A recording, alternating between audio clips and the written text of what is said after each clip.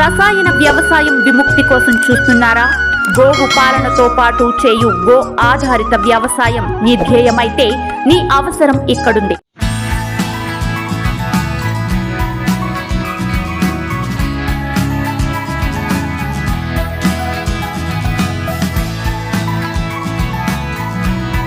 ఇది shipping container home అండి. మొత్తం అంతా కూడా స్క్రాప్తో కట్టించినది.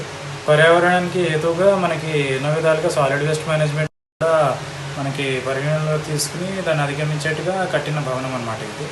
ఎక్కడ కూడా మనకి కొత్తవే కానివ్వండి, ఇంపార్టెడ్ ఎనర్జీ ఎక్కువగా ఉన్న వస్తువులు కానివ్వండి, అట్లాంటివి ఏమీ ఇందులో లేవు. అన్నీ కూడా second hand material, solid waste management ప్రాబ్లమ్స్ని మనకి పరిష్కారం చూపించే బిల్డింగ్ మెటీరియల్ వాడినవే అనమాట ఇవన్నీ కూడా. మీరు ఇక్కడ వచ్చి చూస్తే కనుక లోపలంతా ప్లైవుడ్ కూడా స్క్రాప్ ప్లైవుడ్ ఉంది. తర్వాత అన్ని ఎల్ యాంగిల్స్ వాటన్నిటితో కూడా స్క్రాప్ స్టీల్తోని మంచాల్లాగా చేయడం అట్లా జరిగింది. సైకిల్ రిమ్లు అలాంటివన్నీ వాడి మేము మనకి గ్రిల్స్ లాగా అలాగే చేస్తాం విండోస్కి. తర్వాత పైన కూడా అవన్నీ స్క్రాప్ గ్లాస్ అండి. ఇదంతా గ్లాస్ అంతా కూడా సెకండ్ హ్యాండ్ గ్లాసే. లైటింగ్ అదంతా రావడానికి షాండ్లియర్లు అవన్నీ కూడా మనకి ఎయిర్ ఫిల్టర్లు అక్కడి నుంచి తీసుకొచ్చినాయి. ఇది కూడా మనకి ఇది ఏంటంటే మనకి అర్బన్ ఏరియాస్లో దొరికే ప్లాస్టిక్ అంతటిని కూడా కలెక్ట్ చేసి వాళ్ళు ఒక ప్లైవుడ్కి ఆల్టర్నేటివ్ మెటీరియల్ లాగా తయారు చేస్తారు, ఎక్స్ట్రూడ్ చేసి. ఇది కూడా మేము ఇట్లా పార్టీషన్ వాల్ లాగా వాడాము. అండ్ పైకి వెళ్ళి చూద్దాం.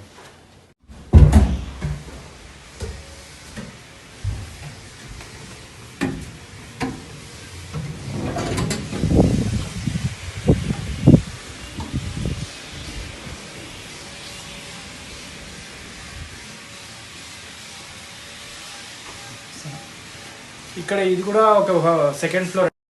ఇదంతా కూడా ప్లైవుడ్, స్క్రాప్ ప్లైవుడే. మనకి కన్స్ట్రక్షన్ రీబార్ వగేరా అదంతా వాడి మనము నిచ్చెనలాగా అట్లాగా చేసాము మంచాలు ఎక్కడానికి. దానికి కూడా ఇక్కడ చూసిన సోఫాలు టైర్ కుర్చీలు ఇవన్నీ కూడా చూసినట్లయితే ఇవన్నీ కూడా second hand material, scrap material అట్లాంటిది.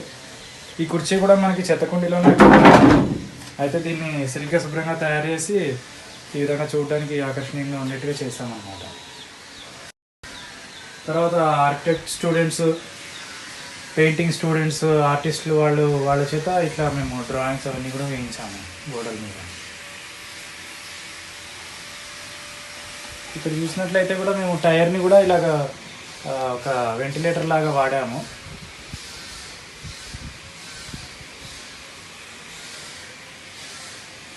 మీరు చూసినట్లయితే మనం ఉండే ఫ్లోర్ ఇదంతా కూడా స్క్రాప్ థర్మోకాలే. మొత్తం అంతా స్క్రాప్ థర్మోకాల్ వాడాము. తర్వాత స్క్రాప్ టైల్స్ వేసాము ఇక్కడంతాను. వీటి మీద ఉండే అంటే నెత్తి మీద మనకి రూఫింగ్ కూడా థర్మల్ ఇన్సులేషన్ అంతా కూడా స్క్రాప్ థర్మోకాలే మొత్తం అంతా వాడినది. గోడల్లో ఉన్నదంతా కూడా స్క్రాప్ థర్మోకాలే. ఇది ఇంకొక రూమ్ అండి. ఇది ఇంకొకది. ఇది కూడా కొంచెం లోపల మంచి చేపలు అలాంటివన్నీ పెట్టించి చేసాం మేము. మనకి చూడడానికి కూడా అందంగా అలాగా ఇంటీరియర్ బాగుంటుంది ఇది. ఇక్కడ చూసినట్లయితే మీరు ఇదొక థర్మోకాల్, ఇది ఒక కోకోకోలా ఫ్రిడ్జ్ డోర్. దీంతో మేము వెంటిలేటర్ కమ్ ఒక లైటింగ్ స్పేస్ ఓపెనింగ్ లాగా అలాగ పెట్టామన్నమాట. ఇవన్నీ కూడా ఫ్రిడ్జ్ డోర్లేనండి, స్లైడింగ్ డోర్ లాగా చేసాం వీటన్నిటిని. మనకి విండోస్ అవన్నీ కూడా స్క్రాప్ డోర్స్, ఫ్రిడ్జ్ డోర్లు ఇవన్నీ.